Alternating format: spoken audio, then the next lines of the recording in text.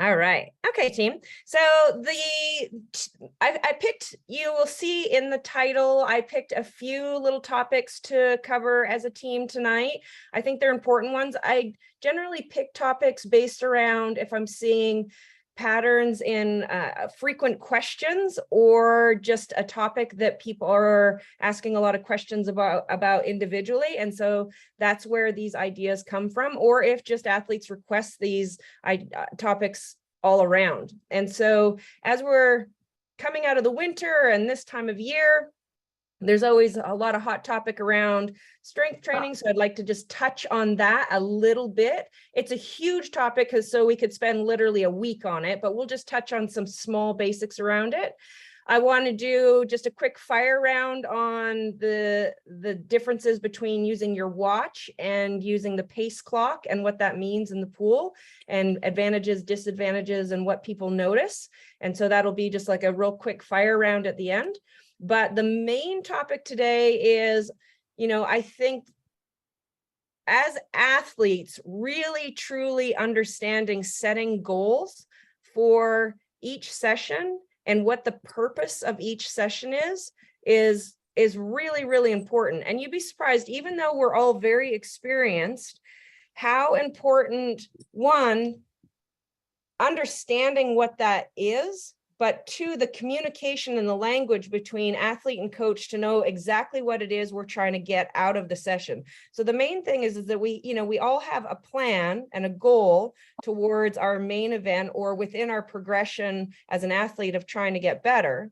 And the thing about remote coaching is having a very clear understanding of what is it we're trying to get out of that particular session, that particular block of training, and what we're working towards in our races, and really knowing what that means. Because, for those of you that are coaches in the group, raise your hands. How many times, right? You have an idea as a coach in mind, what you're hoping the athlete to do that day, and then they might read the session and interpret something completely different and are executing it slightly different. And so I really want to dive into that. And I want to dive into understanding what different terminologies can mean, all the different terminologies, maybe share some ideas as athletes and coaches on what makes sense, what doesn't make sense, and what we're trying to get out of these types of sessions, blocks of training, and how you encourage people to have a very clear understanding of that. That allows athletes to set goals around their sessions, right?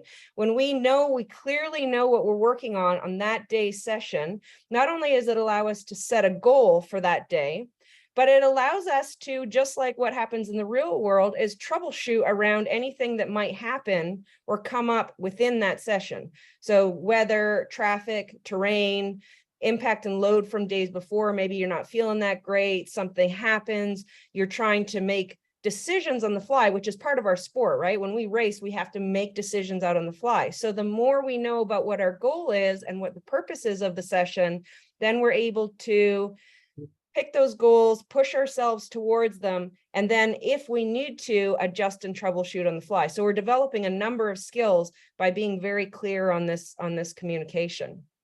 Okay, 1 second here. I'm going to minimize any thoughts so far on that.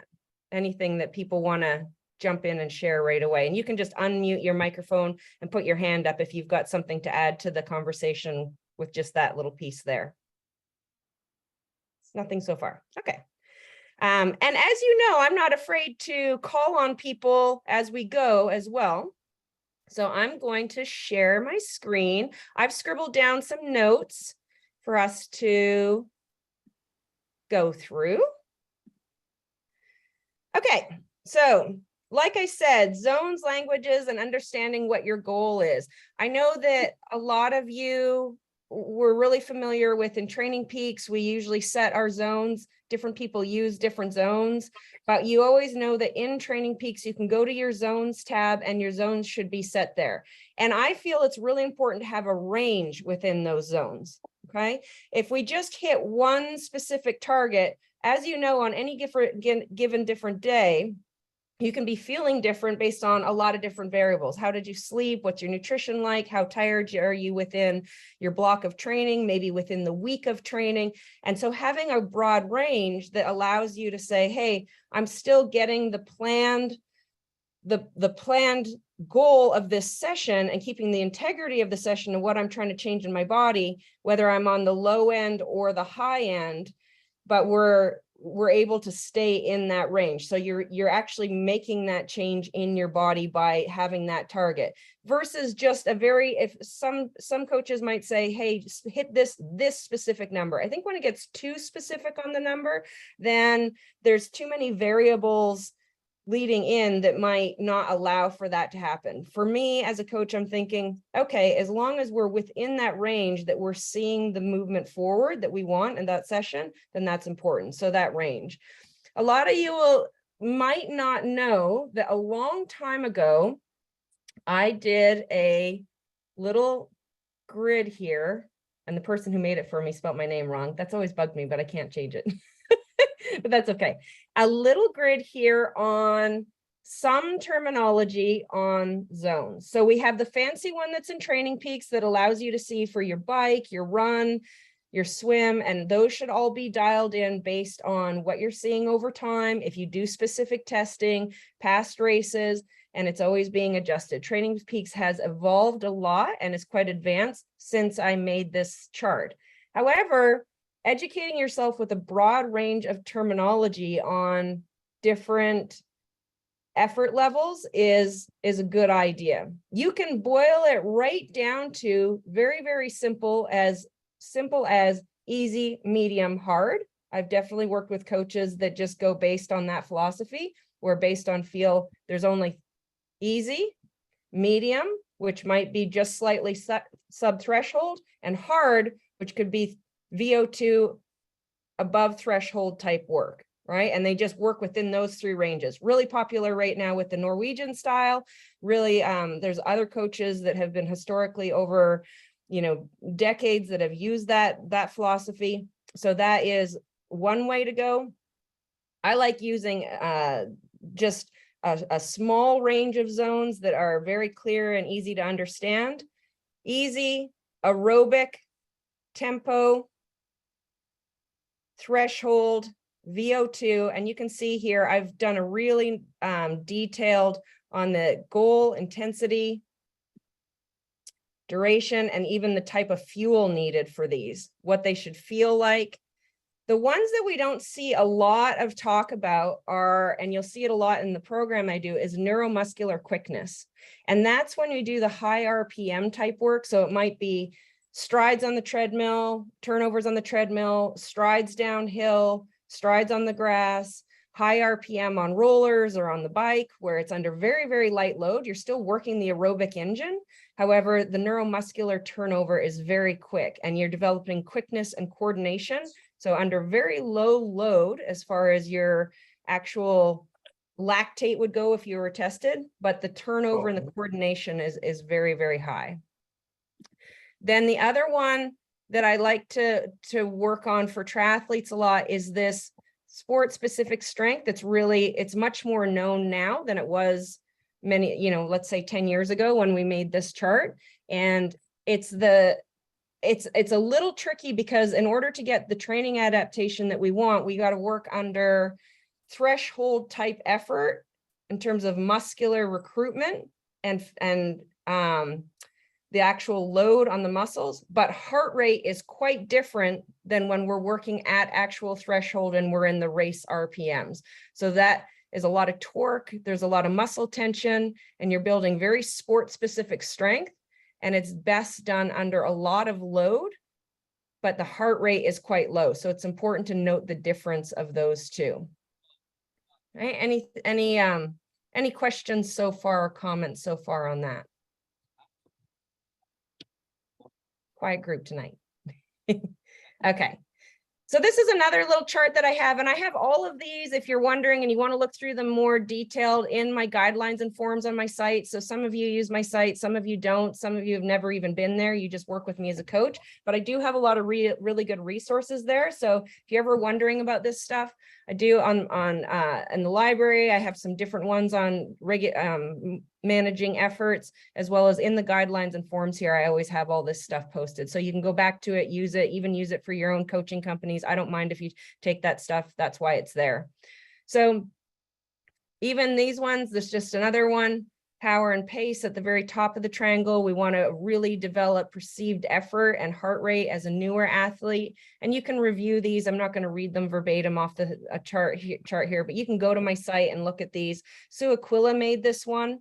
And, you know, it's a nice, another way to have a look at how you're monitoring your effort. So when we have our goals for our sessions and understanding what our focus is, our sessions, the very first step is knowing how are we actually interpreting the language, and that we're using the same language as coach and athlete, and that we know exactly what that means and what it is that we're trying to get out of the session based on, you know, the language that you use, how that's supposed to feel, and maybe even for more advanced athletes, very specific testing and knowing, okay, within these ranges, my lactate is here. And then in this range, my lactate moves up a little bit, moves up, moves up, moves up. And so until we get to our very top end. So depending on the type of athlete you are, there's a lot of different ways. It can be perceived exertion, it can be heart rate, it can be pace, it can be power, it can be through testing, it can be a collection of data over time, where over several different key workouts. So really having those conversations with your coaches is important, and understanding that you're on the same page there. Okay.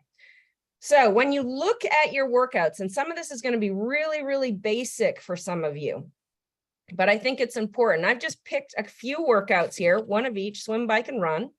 And nothing fancy, workouts that are pretty familiar to most people. And because we use Training Peaks and we use the zones in Training Peaks because they're right there and they're easily adjusted, and then we're all using the same language and we understand the goals of the sessions.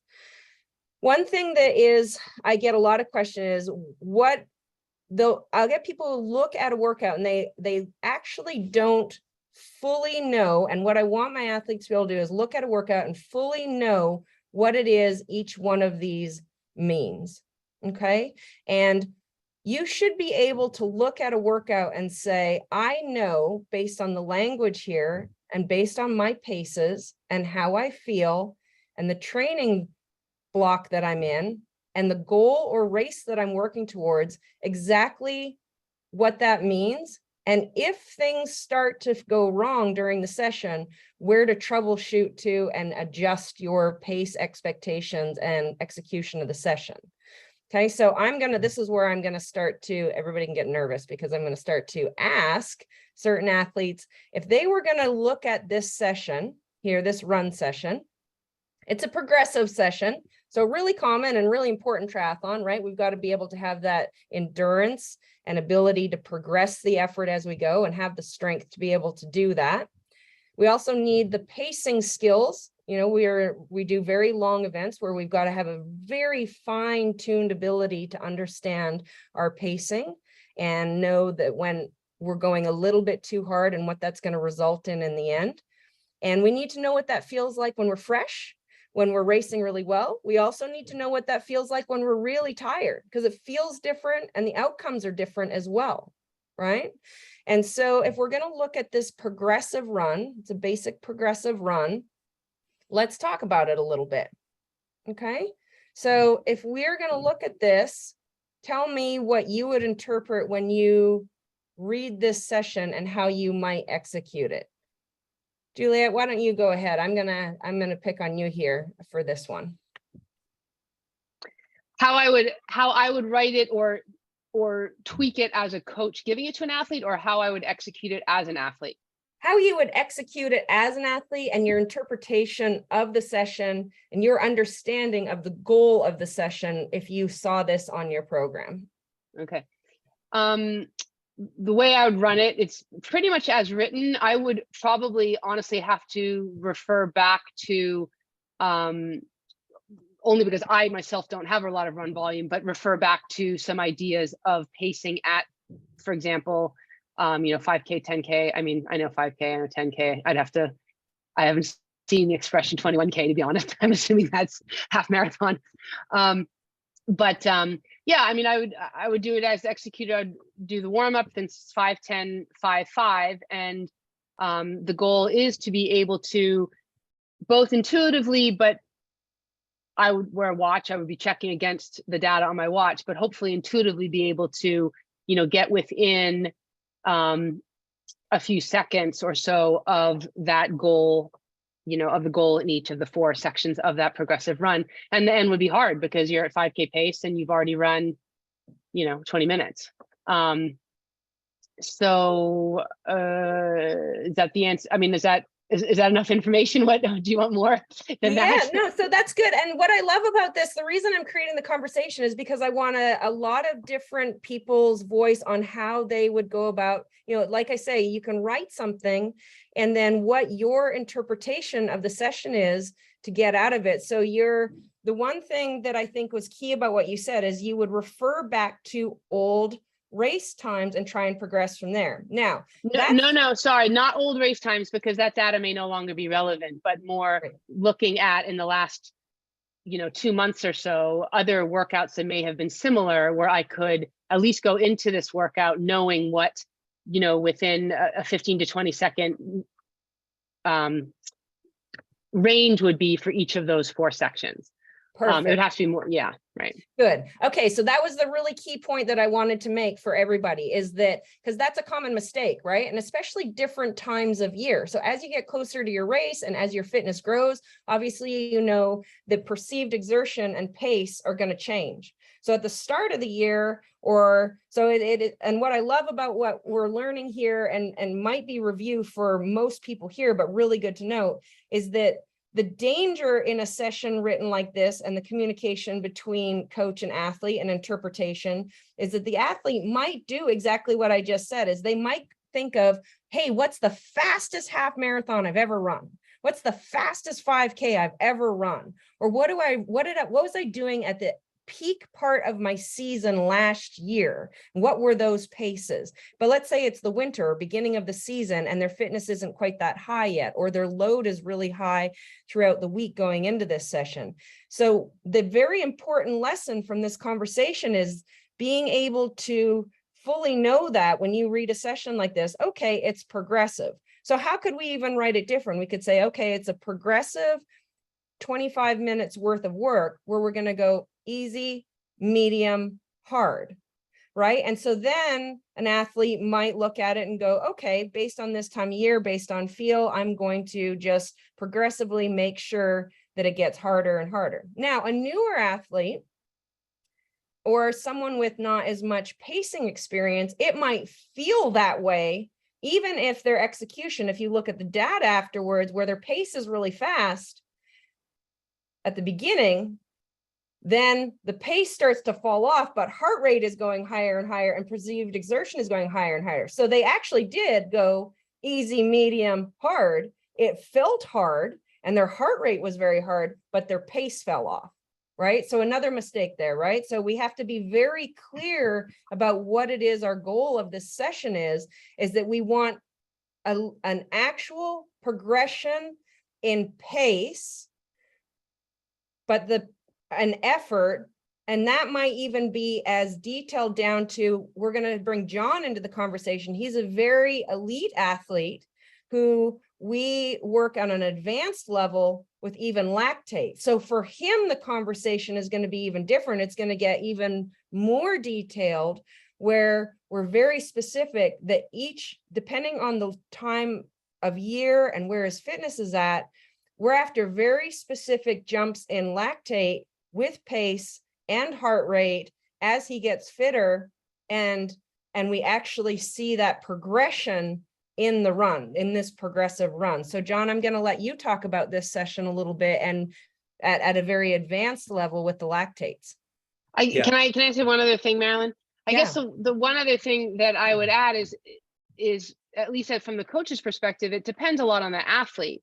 I mean, if it's if it's an athlete who has less experience with a run background, or perhaps doesn't come from a run background, I would probably be more specific and say, this is the range. I would take the guesswork out of it for them and look back through their data over the last 4 weeks or 3 weeks and say, okay, 5 minutes at this, giving them a range of maybe 20 seconds, 10, minutes, 5 minutes, etc. So that they have a greater chance of proper execution, I guess. Sorry, go ahead, John, didn't mean to interrupt. Yeah, exactly. They're very, very good. Absolutely. That's so I have done all of these workouts, I think. And I did this last Wednesday. And I was really, really fatigued from basically like 2.5 weeks of really hard work. So I saw this and I decided that I wasn't going to look at pace at all. I went by feel and I went by heart rate a little bit. So I just knew that I wanted to go kind of like a medium pace for the marathon pace, and then into the half marathon pace. I knew I wanted to see a little bit more speed. And then for the 10K and 5K, I was actually running into a headwind of like 30 miles an hour or so at a park. And so I, again, was not really too interested in looking at my pace because I kind of didn't want to know it. So I just looked at my heart rate and I saw like I put a limiter on the 10K pace. And for a 10K pace, I wanted to see it right around 160 to 165. And then I wanted to see my heart rate kind of climb to 170 by the end of the 5 minutes for 5K pace, knowing that I was still kind of like in control and I had to catch myself on the 5K pace a little bit to like slow myself down. So my form was staying strong. This is probably the first time outside that I was actually running 5K pace. And I found my form was kind of like breaking down. So I kind of approached it with knowing that I was tired. I kind of approached it by feel and then kind of used heart rate as a limiter. And if I looked down and I saw that my heart rate was kind of like 5 beats lower than it could be, then I was okay with that. But if it was 5 beats higher, I knew I was probably going to blow up from the session. Yeah. And then I look back on that session now and seeing how like I approached it versus I would have approached it with speed if I was on the treadmill. Or if I was in a very consistent conditions without the tailwind and the headwind. And I also kind of look back on it now and kind of wish I would have went more by lactate, which would have probably held me back a little bit, because then later in the week I kind of blew up and needed to take a significant downtime in terms of like the intensities that I could hit later. So that's how I approached it. But love that. They're really so many really good golden nuggets in there. So the really great things is you acknowledge the headwind and the tailwind, really important as an athlete when executing the sessions, right? You understood also that at this time of year, when you started to lose form, that was a good cue. You started to lose rhythm and form, that was a good cue for you to start to back off. And that's a really important, that's a very advanced athlete type cue, but really one that people can learn from is that when you start to lose rhythm and form, that perhaps you're pushing past where your current fitness is right now. So when you start running hard early season, that's a good one to dial into. One thing that you mentioned is for some people, not all people, but for some athletes, when they're really tired, heart rate can be suppressed and it can be harder for heart rate to come up, even though the lactate levels are building. And that can happen where, okay, it doesn't, it feels hard because you're carrying that fatigue and you're pushing through that because you're strong, you're goal orientated and a strong athlete and a strong minded athlete. So you understand suffering and working through that stuff. You're very well trained mentally to handle that kind of stress. And so you understand about pushing through that. However, when heart rate is a little bit suppressed, where the fatigue is high, it's always best to err on the side of caution, because even though you might be feeling those things, when you're well trained mentally as an athlete and knowing how hard to push, you can be tipping over that. So the other piece that you said there is it might be worth either one, using the lactate to be very specific, or just knowing, hey, when I'm tired and I see a session like this and it's my first time outside, I'm going to err really on the side of easy. And if the heart rate's not quite responding, then that's okay. I'm going to use those other cues, like I'm starting to lose form. I want to be able to back it up the next day or later in the week. So really good. I really liked everything you said there, because not only did you execute the session well, but you noted things that are all really important factors and things that you can tweak for next time to be even more successful at it. So really, really great points there. I like that a lot. Can I say something more? For sure.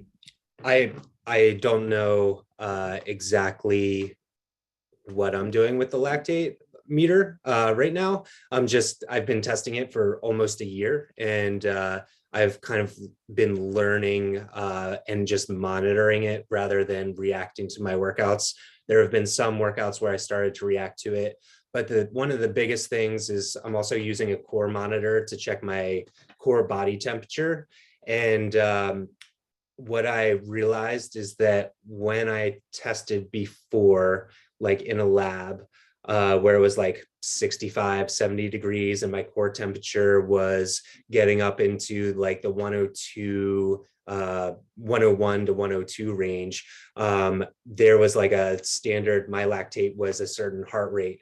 But now that I'm, one, getting older, and two, kind of training in cooler conditions than those lab tests that I did originally, what I'm realizing is that lactate can still be up with the suppression of the heart rate for various reasons, low caloric intake, or just the fact that it's really cold out. And what I used to think was like, oh, I'm just not actually hitting those lactate ranges. But in fact, I was, and probably was way overshooting them because my heart rate wasn't quite as high. And I think even if you're not using a lactate meter, what you can kind of learn from this is that if you've done any lab testing or field testing in certain conditions, realize that in cooler or less humid conditions, you do need to like adjust those two things, because they're somewhat independent of each other. Yeah, really, really great stuff there. And it is, like our environment affects so much, right? What you can do. So, and this is where we do all of these things in training to prepare us for not only make the changes physiology wise in our body to be faster and stronger, but also to prepare us for racing and being able to, like we say, troubleshoot and make those decisions. And so we know in hot conditions, if we say we're doing an Olympic distance race and we know that we would be running at 10K pace, which would be threshold, and we're at our prime fitness. However, if it's 85 degrees and higher, and 90% humidity or higher, we're going to have to adjust pace, and we're going to have to adjust effort in order to be able to finish strong. So it might feel even easier at the start, and you think, man, and you look at your pace and you think, well, I'm under what I would normally run for threshold or at 10K pace. However, it's 90 degrees out and 100% humidity. So I really, really need to back that off, right? And so threshold can mean different things in different environments, right? And so it's just really important to have these conversations. And I know we have them often and a lot, but I think they are the place that it's the easiest to continue to make mistakes. And making mistakes is okay, right? That's how we learn. We learn in those environments. If you are, there's other things too. If you're a really heavy sweater, if you handle the heat well, if you are someone who rips through a lot of glycogen stores, if you do and you rip through a lot of sugar early on in your fuel profile, you might have to adjust how much fuel you're taking for the intensity that you're going at. And if you're bonking, these kinds of things. So many things come into play to making sure that we execute sessions correctly, but then understanding them well enough to troubleshoot and then apply them to the race environment and troubleshoot based on what's happening in a race environment as well. So many, I know each one of these is a big conversation in itself, but hopefully even just bringing this stuff up, making it familiar again and again in different conversations helps us really understand how to execute and what the goal is when we're practicing these sessions and then taking them into our races. Okay, so let's move on bike. I picked a really, really similar one on the bike. And the reason for I'm picking such similar ones is these are fairly standard workouts. They're not super complicated, but they're really, really effective. And they're really important in terms of progressive work within the workouts, and they're also easily misinterpreted. So that's why I chose them for this conversation. So let's go ahead and talk about the bike here. So when we warm up in that first 60 minutes, the most common mistake I see people make is going a little bit too hard in that warm up. Okay, so remember that a warm up is just that. It's just warm up. So you should be, taking whatever it is that you need to get your body to loosen up, get ready for the workout. You don't need to put a lot of pressure on yourself in the warm up. Okay, just allow your body to open up. Now, if you're tired, or if your early season and your fitness isn't that high, this might even be even easier, that first 60 minutes, right? You're just cruising along, letting the body open up, adding on some volume there, super easy. You can be chatting with friends, carrying on a conversation. You don't need a whole lot of mental energy, which is the other factor of this, right? If we always feel like we have to be on cue in our time trial position and super focused for every piece of every workout, the burnout rate throughout the season is going to be high. So remember that there's pieces of every workout where concentration can be lighter. Your idea of how you're getting ready for your session. In your warm-up, you might start to do a couple little pickups, put a little pressure on yourself later on in the warm-up to get ready for your intervals. But we see that the first one is not that hard. It's zone 2, or what I like to say, because we use the Training Peak zone 2, which would mean aerobic, which would be before the body's producing any lactate at all, right? It's very, very easy, and we're just cruising along at Ironman pace. Julie? I see you pointing. You look like you have something to say. No? No, I was adding up the main set. So I'm pointing at them, looking at Yeah. them. Okay. Gotcha. Yeah. So in other words, that warm up, it really can be in terms of just lighthearted. It doesn't need to be a lot of aero bar work. It doesn't need to be a lot of pressure. It doesn't need to be a lot of mental energy spent. We're going to save those tickets and bullets for later for the broken main pieces. And that is a really common mistake I see people make, is they jump on their bikes and right away they're overly focused for the part that doesn't need to be. And then when it gets hard later on, they don't have either the energy or the mental focus anymore because they were a little bit too hyped up right here. Okay, does that make sense to everybody? So same thing as the progression here. We can talk about, zone 3. I put a lot of different terms here to make a point of that.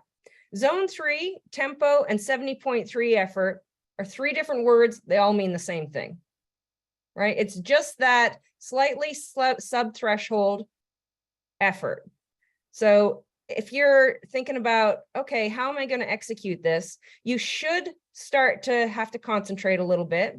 You're starting to take that first deep breath.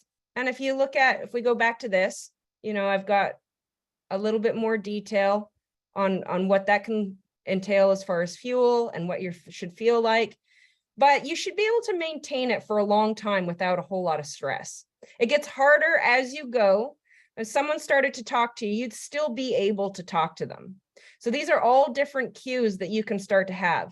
And because there's so much information out there now, which is a great thing, it's also easy to get confused. So I think the more you and your coach have specific words that you use to know what the goal is, however, the more familiar you can get with all the different terminology, the less chances are of you making any mistakes because you're familiar with it all, right? I think knowledge is power, right? So the more you know, and the more you're familiar with things, you're like, oh, I know what that means. I know what that looks like. And again, you're adjusting based on time of year, level of fitness, and fatigue going into the sessions. And then so this zone 4 40-kilometer time trial, this would be what would be considered very hard at the end of, towards the end of a session. So if you saw it as easy, medium, hard, same thing. That is very hard. And there aren't going to be too many cases in triathlon where you're even racing at this effort, perhaps for a sprint distance triathlon, if you're very well trained and fit, but there isn't going to be a lot of times you're actually racing at this in a triathlon. 40K time trial pace is where that lactate's starting to really, really go up in the lactate profile. And we're really pushing that higher end ceiling. In some coaches, they'll even refer that to as zone 5. Okay, it starting to get towards that VO2 towards the end of the 5 minutes. Okay, let's go ahead and open up the floor a little bit here on this one. A little bit of repeat of the run, but just good to understand the differences between run and bike here. Sheila? Okay, going back to the run, what do you see other than maybe starting off a little too hard? What are other, I did this workout today and it didn't go so well. So what else do you see as sort of misunderstandings or misfires in approaching this? Yeah, it's really becoming familiar with the pacing, right? And pacing, I think it's pacing under different conditions and different circumstances. Now, for you also, another factor that comes into your life is the difference between being at elevation or sea level. And so that is also when you're an athlete and you're looking at a session and you're saying, well, I know the goal of what I would like to do here, but I've got to take all these other factors in. And if you're at 7,000 feet or 5,000 feet and above, that is going to also change heart rate, pace, and perceived exertion on a session like this. So if we know, okay, well, I'm at altitude, I'm going to have to start even easier. And I think the common theme and rule of thumb is for most athletes is we're always going just a little bit too hard. Right? We're always going a little bit too hard when we should be going easy or sub-threshold. And then in turn, when it's time to go really hard, we're not going hard enough. Okay, does that make sense? So the most common theme I see is that people in these areas, the zone 2, the tempo or slightly sub-threshold, there are tendencies as human beings is to be pushing just a little bit too hard, whether we're fatigued or we're at elevation or it's quite warm out, whatever the circumstances, our fitness levels, that is the area that most athletes are, their tendency is to be a little bit above what they should be doing. And then what that leaves us with is that we aren't able to hit the very, very hard stuff as hard as we need to see the fitness gains in that zone because of that mistake early on, and it might not even be within a session. We can be, we're talking about a lot of different things here. It could be earlier in the week or within a build, right? With even if we've got a 3-week build that we're working on or a 6-week build, if we're always going just a little bit too hard in those, whether it's being in a progressive workout or it's a progressive build within a week, or it's progressive within a block of training, then when it's very hard, we're not able to hit those as hard as we need to. And the fatigue levels from going just a little too hard on this stuff is very high, maybe higher than it should be. So good rule of thumb and lesson from not only the progressive workouts, but progressively through a week or progressively through a build is on that stuff, go a little bit easier than what we think. And then when we need a lot of focus for the very hard stuff, be able to have that in the tank to really push our limits. That help? So again, same thing. I know that we're sort of, we're hammering home the same point throughout all 3 workouts, and I did that on purpose. And so we won't spend a lot of time on the swim, but the swim is a place where it's really easy to make that mistake.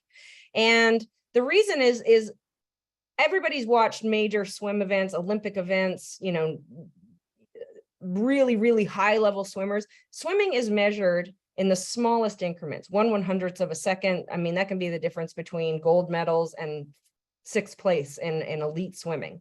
So the fact that combined with that, as most athletes were fairly inefficient in the water compared to elite swimmers or people with swim backgrounds.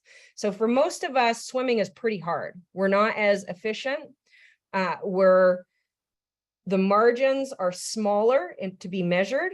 And so really, really dialing in these increases in effort are even harder.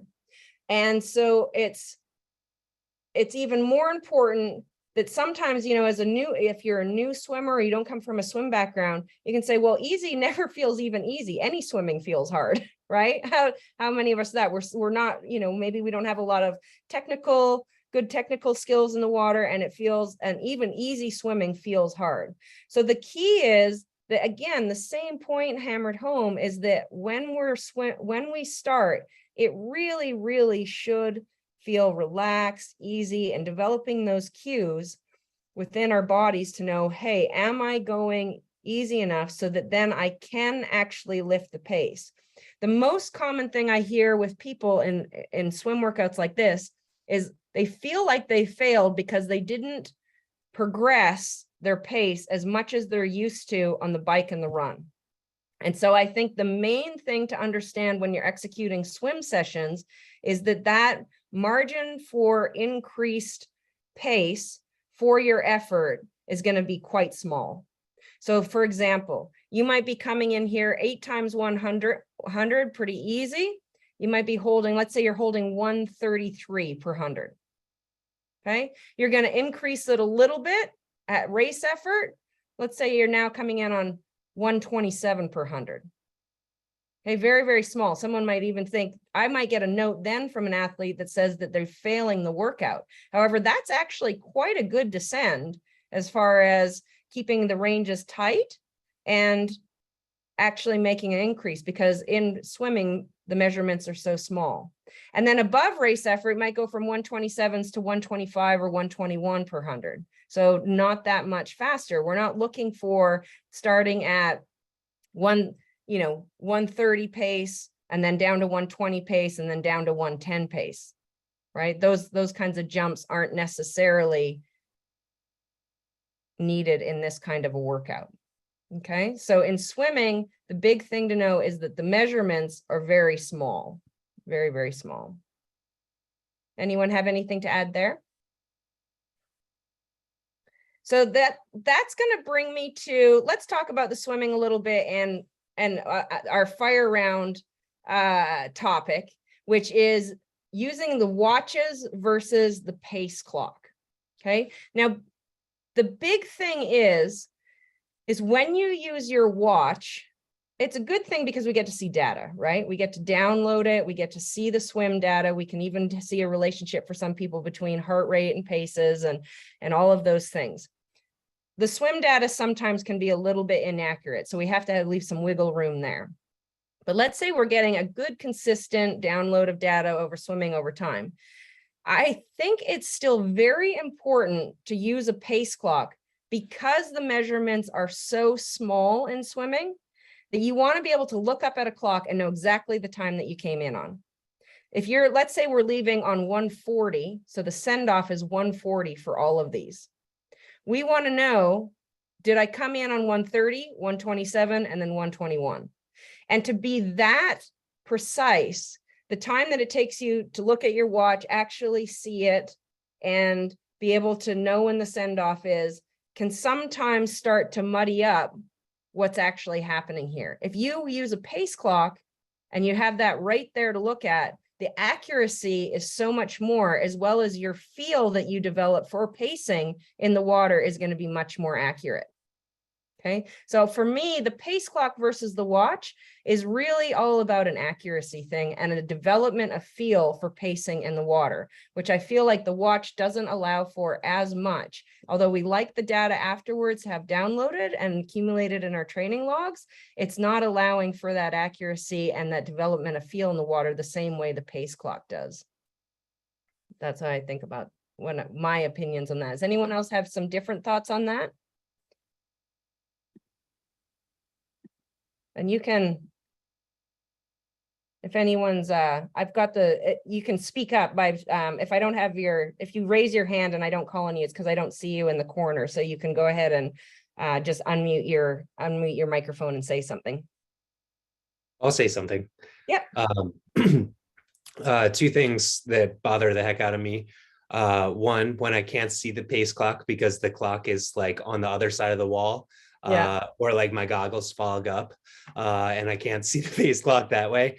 So what I do sometimes if I'm in a pool in that situation, then I have an app on my phone called the Clock app, and it's basically just a pace clock that allows me to see it, and it's in red with a dark background that allows me to see the pace clock a little bit better than at some pools. But I really want to see it when I turn my head to breathe, and I primarily breathe to the left. So at times I might actually switch. If everybody's getting in on the left-hand side and I'm swimming on my own, I might actually get on the other side so that I'm closest to the pace clock so I can see it. Yeah, really good. Yeah, and there's so much great technology out there now using things like that to help us, and I know that plenty of people swim at pools that don't even have pace clocks. And so knowing about those types of features, even just on your phone, I've even swam at an LA Fitness where they just had like an actual clock at the end of the pool, and there's a red little hand that went around that clock, and I use that as the pace clock because it's still a red hand that goes around 60 seconds. So I've even used that at an LA Fitness just on a regular old clock. So there is lots of different ways, and there's such good technology out there that you can make use of that. All right, I've spent a lot of time talking about executing sessions, and I think it's a really important conversation. So, and I feel like we've gotten some really good golden nuggets on those to take away, and hopefully everyone's getting a little bit of something from it. So I'll move, because we only have about 10 minutes left here. I want to just touch on the strength training stuff. So I really, really want to say, because there's just, it's, there's same thing. There's a lot of different ways to go about strength training. And this could be a topic that we could talk about for 2 weeks and dedicate many hours on this topic. So we'll just, some very small things that I wanted to just bring to the conversation at the end. So with strength, you might hear something called load by feel. And if you're unfamiliar with that, I can send that a little description to you and in an email or in a summary. But load by feel is primarily for fairly experienced athletes where they have a good understanding of their level of strength and knowing exactly what we've been talking about as far as where you're at in a training block, how fatigued you are, and what you're trying to get out of the session. So load by feel is right in line with the conversation we're having as far as executing and understanding what your goal of the session. Load by feel means if you're tired, and normally you might, let's use just a strength lift that we use. Let's use the deadlift because we're familiar with that with my group. If you normally, and John does a really good job of this, okay, when I'm at my strongest and I'm at my freshest and I'm furthest away from all my races and the intensity and structure within my training program is low and our primary focus is building strength, the load on the strength movement, our primary strength movement that we're working on to get stronger, it can be quite heavy. And he's got a good feel for adjusting that based on how he's feeling that day, saying, okay, I might be lifting 175 pounds today. I might be lifting 220 pounds today, and understanding the fatigue level and the nervous system fatigue that comes from that kind of a heavy lift. Then adjusting it down to saying, okay, well, I fully understand that in my program now, we're starting to get more race focus. The intensity is lifting within the program. The load is lifting within the swim, bike, and run. We need to maintain some strength for that particular athlete from the nervous system standpoint and just overall body strength. But the load in terms of actual weight, reps, and sets can be adjusted for that athlete on how they feel that day. So we might go all the way down to 70-75% of what they've been lifting, 135, 155, let's say they've been lifting well into the 200s, and just break the sets and reps up so that they're still getting the same training response, but the work, it's not having an impact on the other sessions as far as being able to execute and fatigue level. So when we're in the part of the season where strength is the primary focus and all of the other load within the training program is quite light, the load by feel is quite high in that main strength movement. Then being able to adjust that and knowing the goal of that is, okay, we're just trying to maintain now, and we're going to be able to bring the sets, reps, and the weight down. Now that's a very advanced term and a very advanced way to go about strength training. And it is 100% based around someone who is building strength with a primary lift. And that could be deadlift, squat, leg press, trap bar deadlift. So an absolute strength movement. That doesn't apply so much to more of your body work, core work, prehab, rehab, injury type work. That type of work generally can be done frequently, 2-3 times a week. It can be high sets and reps, and there's very little load or risk in doing a lot of that kind of work. So things like monster walks and calf raises, dead bugs, work that is all any kind of internal, external rotation stuff, stability type work, core activation, ankle stability type work, those kinds of things. That is very different than strength, a primary strength movement, and where there is an actual load that impacts the rest of the training. Okay, so it's really important when we talk about strength training to understand the two differences. And I know that this is a huge topic that we could dive into for hours and weeks, but just to touch on it a little bit. And there's a very big difference between reps, sets, and loads and how many exercises you do based on those two things. So when you're doing a strength training program that has a primary strength lift, you might go in, do that one lift and a couple supplementary exercises, and then that's enough. You get out of there. When you're doing more of a prehab, rehab, and core work type routine that is done high rep and frequently, that can take, 30 minutes, 45 minutes, up to an hour's worth of work. And the load on the rest of the training is not that big of an impact.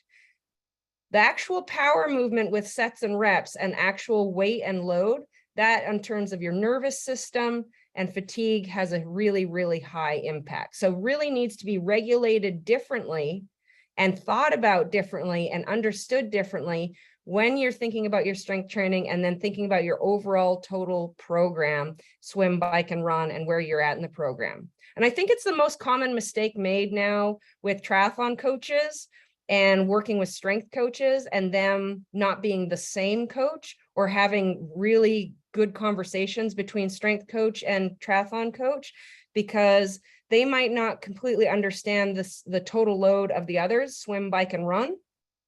And they have them doing, maybe too many sets and reps or primary strength movements in relationship to the training program that they're on. So that's this, like I say, is a huge conversation that we can really dive into. The other thing about pure strength movements is, as an athlete in general, you hang on to that kind of strength for a long time. You cannot lift heavy, real heavy, for a very long time and hold on to that kind of strength.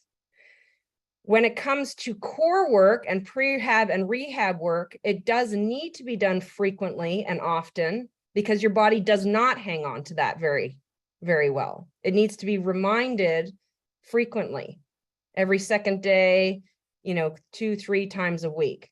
So that's another big difference and really important understanding to know about whether you're doing strength training with a pure power movement with load, or you're doing the prehab rehab type exercises. Can I ask a quick question on that? Yep. So with the heavy work, you're saying that an athlete holds on to that longer. Is that true for like an older athlete also? Yeah, obviously, it's very, like all of these things, it depends, every athlete's a little bit different, but for the most part, yes, obviously, as you get older, hanging on to it is a little bit different, but you still hang on to it longer. And the main thing to remember when we're talking about this is that you're lifting heavy weights for you. So you're going to hang on to that strength. So let's say you're deadlifting or bench, let's say you're deadlifting 110 pounds, and that is, and let's say 120 is your max and you're lifting 110, you're going to be able to hold that. Let's say you do 5 sets of 5 or even 4 sets of 3 at 110, and you do that once a week, and then you stop for 3 months, you would be able to come back at 95, 105 pounds and build back up to 110 fairly quickly.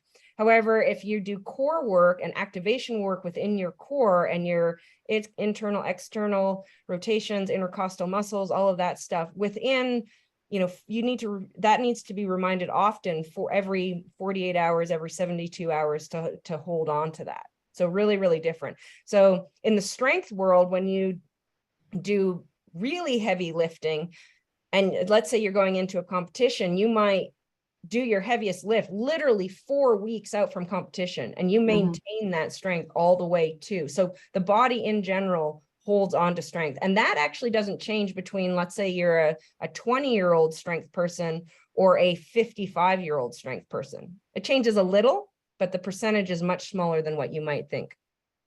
Awesome. Yeah. Awesome. And you don't need to do it as often. You can really only, and you really shouldn't be doing as often. That's another major mistake I see endurance athletes making, is they're lifting too heavy, too many times a week. They're trying to do it 3, 4, 5. I've seen endurance athletes trying to lift heavy weights 5 times a week. That's just far too much. And you're not actually gaining any strength from that is going to help your endurance performance and really not make you a whole lot stronger either, as far as heavy lifting goes. So I think it's important to have a nice combination, depending on the athlete. Some athletes never really need to lift heavy weights. All of this depends on your training program, what you actually need, what is suited for you, time of year, all of those things. So again, a topic that we could really spend a lot of time on. All right, I'm going to stop sharing my screen here. I see one chat question here. Oh, Christina just says bye to everyone. So, all right, team. So really, really great chat. I hope, obviously a lot of information. I know for some of you it's review and it's things that you already know, but I think really great stuff to remember and to review and have right at the front of your mind. Maybe you'll look at your sessions a little bit differently. Maybe you'll give yourself little tweaks to execute better, set your goals for your sessions, have an understanding. The main thing that we took away from understanding executions of sessions is that whether it be within a block of training, within a week, or within a session, we're going to hold back more than what we think on the easier stuff and on the medium stuff. And then we're going to apply harder than what we thought we could in terms of concentration and effort on the hard stuff. And that's the old saying of, keep the easy so that the hard can be hard. And that's even true with sub-threshold work. It should feel like work, but oftentimes the most common mistake is we're going just a little bit too hard. So hopefully that information helps you execute not only your training sessions, your weeks, and your training blocks maybe a little bit better. And then within the strength training, just a little bit of a brush and a touch on understanding what type of strength training program you're on and the load and effect that has on the rest of your training and how you might execute and apply that. And then the fun little toucher fire round on the swim pace clock. If you can use the tools of being really accurate and using a pace clock in addition to your watch, that's only going to make you better with understanding pacing and you know what we're trying to get out of a session, and that those measurements in the pool are measured in much smaller increments than they are on bike and run. And developing that feel for those very, very small increments takes a lot of practice and really dialing in that pace clock. All right, so thank you guys so much for your time. I know we ran a little bit over time. Hopefully you took away something. If you have any questions or additional comments, please feel free to post in the chat, the group team chat WhatsApp. And I appreciate your time. And if you have any, further insights or have any more questions, also reference, if you need to my site on the guidelines and forums, if any of those help you. And have a good night, you guys. Thank you so much for coming. Thanks, Marilyn. Bye.